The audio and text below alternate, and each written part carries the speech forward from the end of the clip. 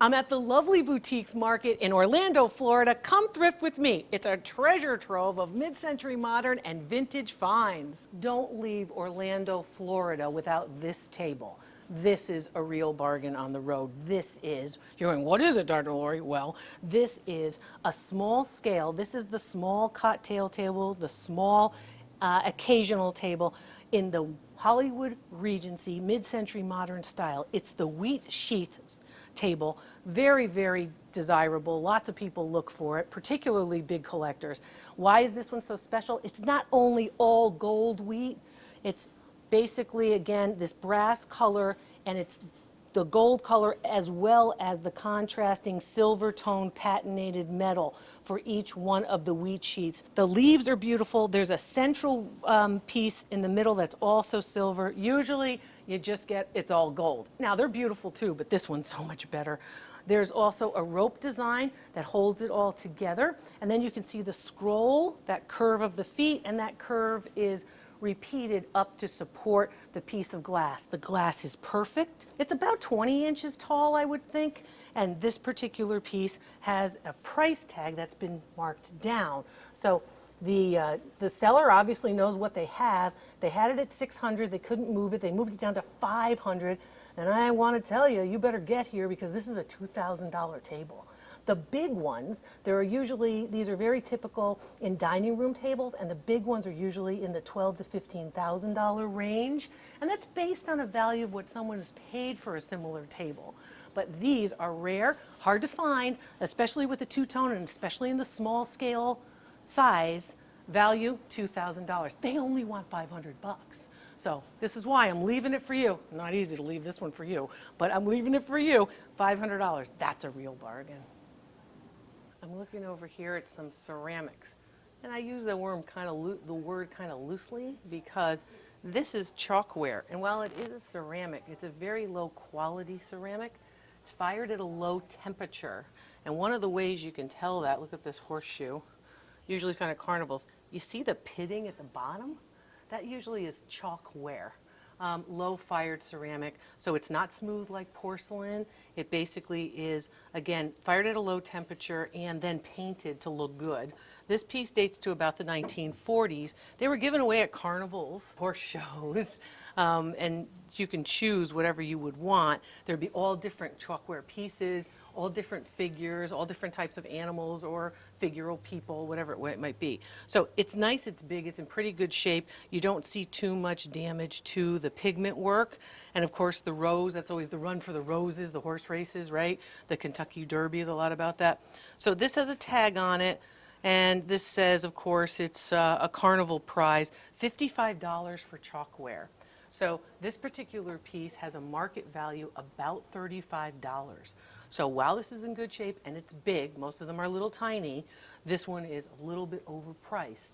Now, what I would say about that, and probably the reasoning for it is, well, you know what?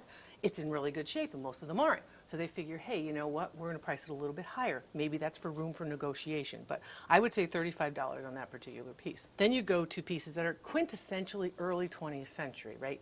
So the 1930s and such. 1930s, 40s, one of the things that you see in the post-war baby boom after 1945 is children, right? Everybody comes home, the GIs are coming home, they're getting married, they're having kids. And one of the things that's important with nurseries is planters, because there are a couple of doctors, one of them is a guy named Dr. Spock, said in a book that every expectant mother actually read during the baby boom was, put a plant in the nursery, because that idea of having that oxygen in will stimulate growth for your child. Well, that's a good idea, right? So this is a planter, and there are a lot of figural planters, very collectible, huge collecting groups for planters, particularly these. So this is a nice planter. It's, of course, the drummer boy, right? And then you could see the plant would go in here, right here in the middle, and the plant would grow out. Sometimes they have them, and it's a figural element, so the plant looks like it's part of the piece. In this case, there's usually not plants growing out of drums, but hey. So this is nice. Here's what's great about this. Very similar to the horse. all of the hand-painted work is still intact and it's very nice, which is what usually raises the prices, right? Because if it's cracked, if it's damaged, if there's loss to the pigment or to the surface glazing, you usually see, again, the price is lowered because of that. Notice the red hair, the really red hair on that picture. He kind of reminds me of Opie from Mayberry. Remember the Andy Griffith show a million years ago? What do they want for this? About 40. They want $47 for this from the 1950s. I think it's a little earlier than the 1950s, like late 40s, definitely post-war. It's in beautiful condition. Value on it, about $55. So I really think the price for that should be on this, and the price for this should be on that. Okay, that's one. The other thing I like in this cabinet is I really like teapots. I like teapots. I have one sister who drinks tea like all the time. She's constantly drinking tea. But teapots are nice. I don't collect them. This one's from the 1930s, and it says there's a surface crack. I like this. It says there's a surface crack, but it doesn't go all the way through. Nice to have that little bit of information. I think if it's cracked, you're going to have a damage problem. Now, some people will say it's just for display. It's not going to hurt anybody. Okay. But this one has, of course, a very typical sort of tropical scene with the figure here. Kind of even looks a little bit more Mexican or Central American rather than, the United States. Here's the same image, transferware, on the back. This one, of course, dates to the 1930s. This is relatively old. How do you know it's American? I want you to look at these elements right here, and I want you to think of Fiestaware. Remember Fiestaware?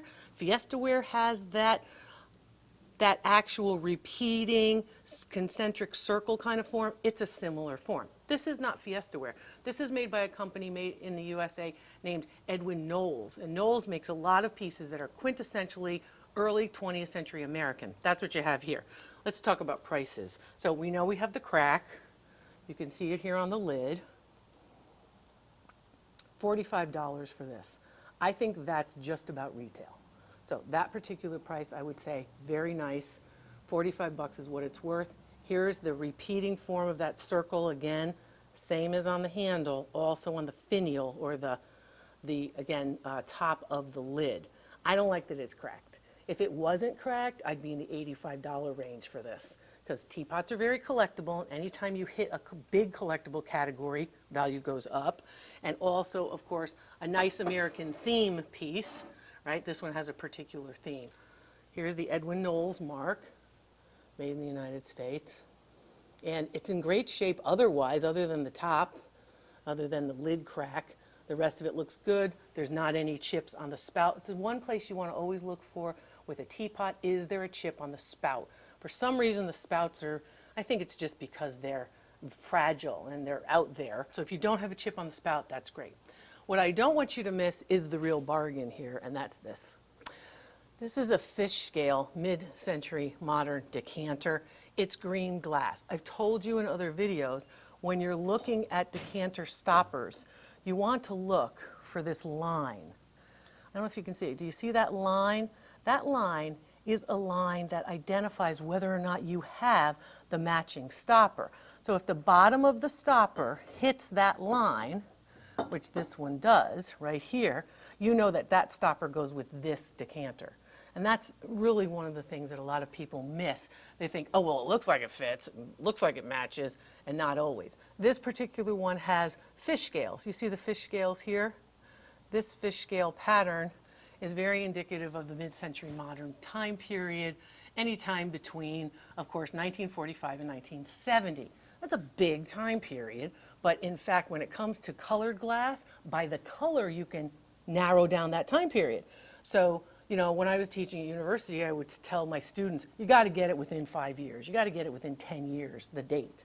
So this piece, because of the fish scales and because of the color of this, you're moving closer into the 1960s, 60s to 70s, the decade of the 1960s, than you are earlier, because of the color, the more muted colors of the green. If this piece was from 1945, we'd have very, very true green glass. You wouldn't have as much decoration, and you wouldn't have that big point at the top of the stopper either.